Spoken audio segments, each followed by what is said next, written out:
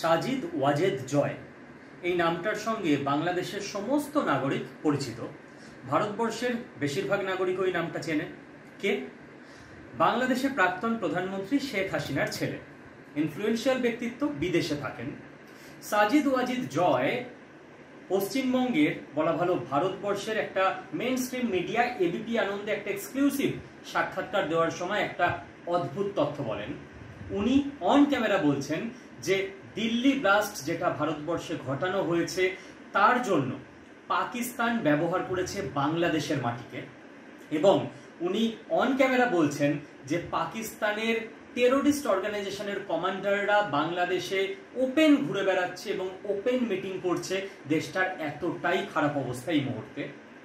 কথাটা যে কোনো সাধারণ মানুষ বলছেন না, বলছেন সাজিদ ওয়াজেদ জয়। এই অবস্থায় দাঁড়িয়ে ভারত সরকার কি সম্ভাব্য স্টেপ নিতে পারে? আমার মনে হয় 6টা সম্ভাব্য স্টেপ হতে পারে। নাম্বার 1, বাংলাদেশের এনএসএ এবং বর্তমানে প্রধান উপদেষ্টার সঙ্গে ইন্ডিয়ার এনএসএ এবং পিএম লেভেলের মিটিং, কিন্তু তাতে কাজ হবে কি যদি না বাংলাদেশের দিক থেকে কোনো সদিচ্ছা থাকে।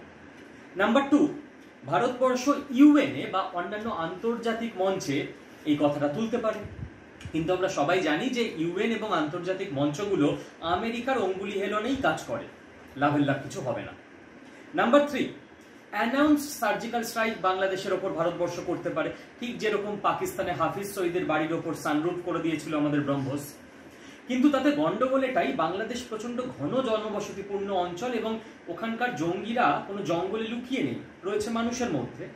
কাজে কোনো একটা বিল্ডিং এ অ্যাটাকের সময় যদি একজন সাধারণ মানুষেরও মৃত্যু হয় সেটা কাঙ্ক্ষিতও নয়, এবং বাংলাদেশ সেটাকে মানবাধিকার কমিশনে নিয়ে যেতে পারে যে ভারতবর্ষ আমাদের এখানে একজন সাধারণ মানুষকে মেরে দিয়েছে। Number 4, full fledged war. বাংলাদেশের যা সামরিক শক্তি, ইন্ডিয়ার 7 দিন লাগবে না, বাংলাদেশ হেরে যাবে, কিন্তু ইন্ডিয়া এখন কোনো রকম ভাবেই ওয়ারে জড়াতে রাজি নয়। নাম্বার 5, যেটা সম্ভাব্য সলিউশন হতে পারে, যে আননোন গানম্যান যদি অ্যাক্টিভেট হয়ে যায়, ঠিক যেরকম পাকিস্তানে ভারতবর্ষের মোস্ট ওয়ান্টেড তালিকায় থাকা টেরোরিস্টরা আননোন গানম্যানের হাতে ওপরে চলে গেছে। নাম্বার 6, ভারতবর্ষ আননোন গানম্যানকে বলতে পারে যে ভাই তুমি একটু ওয়েট করে যাও, আমরা আরো স্পাই নেটওয়ার্ক স্ট্রং করি, পাকিস্তানের যে সমস্ত জঙ্গি নেতারা বাংলাদেশে আসছে তাদের আসতে দাও, বলতে দাও, আমাদের আরো ইনফরমেশন গ্যাদার হোক, তারপর পারফেক্ট টাইমে পাকিস্তানেরও কোমর ভেঙে দেওয়া যাবে এবং আননোন গানম্যানকে অ্যাক্টিভেট করে বাংলাদেশেও জঙ্গি সাফ করে দেওয়া যাবে।